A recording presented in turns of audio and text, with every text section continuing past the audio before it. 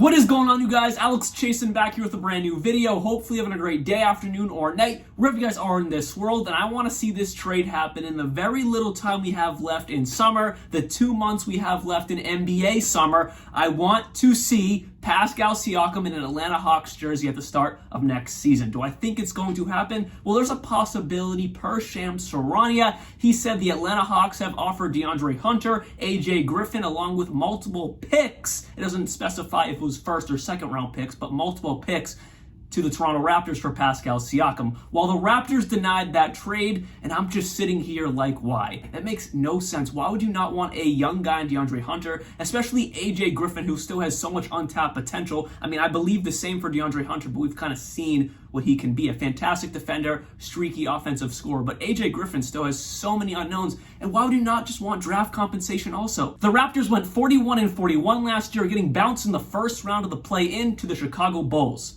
That's just terrible. If you asked me this back last October, I'd be like, they won't be like a top seed in the Eastern Conference because obviously they've lost a lot since losing Kawhi, Kyle Lowry. But at the end of the day, they should easily be the 6th, 5th, maybe the lowest 7th seed in the Eastern Conference. Right now, the Raptors rotation is looking something along the lines of this. You got Dennis Schroeder, your point guard, OG Anunoby at the 2, Scottie Barnes at the 3, Pascal Siakam at the 4, Jakob Poeltl at the 5, off the bench, Gary Trent Jr., Gradey Dick, Chris Boucher, Precious Achiuwa, Malachi Flynn, Jalen McDaniels, even maybe Garrett Temple, and you got Thad Young still on the roster. Looking at that lineup and taking it at face value, it's really not that bad to be a play-in team, if not the 6th seed in the Eastern Conference. But my issue is there's just so many question marks. Scottie Barnes took no step up from his rookie year in the NBA to his sophomore year in the NBA. Averaged 15 points per game his first season, and guess what? Averaged 15 points per game in his sophomore season. Can we expect Scottie Barnes to take a major leap and be a 20-point per game scorer this season? I can't answer that question. I don't know. I thought he was going to take a jump up last year. Now I know. It was his sophomore year. There are sophomore slumps. So I'm not really getting too hard on Scottie Barnes. I'm just talking about this team being competitive. I'm going to give Scottie Barnes years to develop before I make a concise opinion on him. But the point is, we don't know if he's going to take a jump up this year. You cannot rely on him to help make this team competitive at this point in his career. Another question mark is OG Anunoby. This will be the 5th year since Kawhi Leonard was a Toronto Raptor, and supposedly after Kawhi Leonard left, OG Anunoby was supposed to develop some amazing offensive game, and it hasn't happened yet at all. Don't get me wrong, not a bad offensive scorer, but he's nowhere near being able to make this team a competitive roster. He's just not there.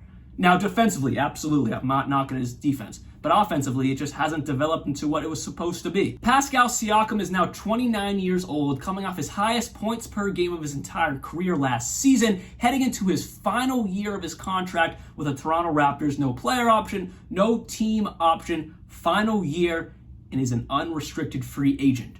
But yet you're not going to test his value at all, or you're just going to deny a pretty darn good offer from the Atlanta Hawks. It makes no sense to me. Reports are there's been no headway with the contract extension. Nothing at all. Neither side has really talked about it much. So it's telling me Pascal Siakam wants out of Toronto. He has not requested a trade, but as of right now, he's going to walk at the end of this season.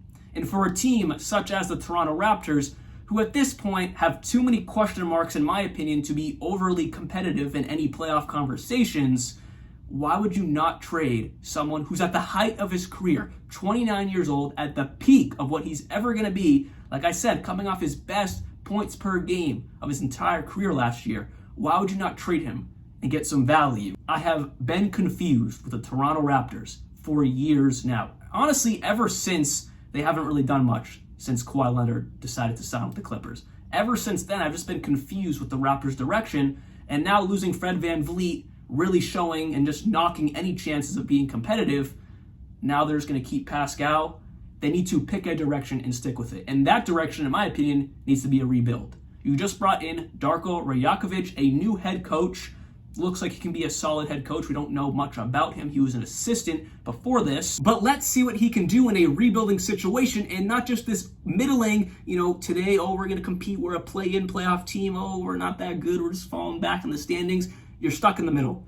And maybe Rajaković, if you trade Pascal Siakam and just really focus on the rebuild, he's only 44 years old, a young head coach, maybe he can get the best out of Scottie Barnes and maybe allow him to take that major jump up this season or next year. Or maybe he can develop OG Anunoby's offensive game and somehow unlock that. And let's just say the Toronto Raptors are even done with OG Anunoby at 26 years old. They don't think he's going to get any better. All right, that's fine.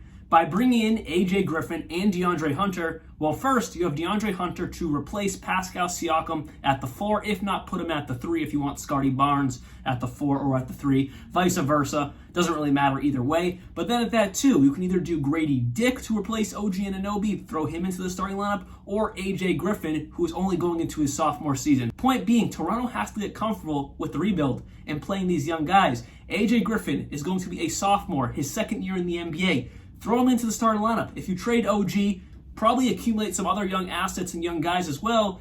That's perfectly fine. You have to be content with the rebuild. Play AJ Griffin, play DeAndre Hunter, Scottie Barnes, Gradey Dick, Precious Achiuwa. You have to be okay with that because that's the only way this team is going to eventually grow into something. So before I completely conclude this video, I do want to answer a question. And the question is, why would a package of AJ Griffin, DeAndre Hunter, maybe some draft compensation, and maybe even Jalen Johnson be enough for an all-star like Pascal Siakam? And my answer to that question is, it's not enough for an all-star like Pascal Siakam. But since Pascal is on an expiring contract, any team that wants to trade for Pascal kind of has some leverage over the Toronto Raptors, especially since Pascal seems not interested at all in signing a contract extension with the Raptors.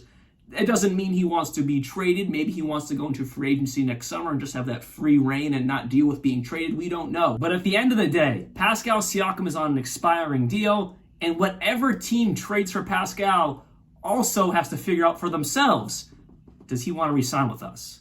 So all of that is going through any team that wants to trade for Pascal. He's on an expiring deal. Will he re-sign with us, or is this just going to be a one-year rental? The package of AJ Griffin and DeAndre Hunter and some draft compensation for the Raptors is not that bad. You get some young talent that all have potential. And then also, for the Atlanta Hawks, you still got Trey, you got DeJounte, you got Clint, and then you bring in Pascal. That's pretty darn good. So hopefully that answers that question there, because it's definitely something to think about. Because as of right now, any team that wants to trade for Pascal Siakam has some leverage over the Toronto Raptors. Hopefully you guys did enjoy this video. I'll be back very, very soon. And like always, peace out.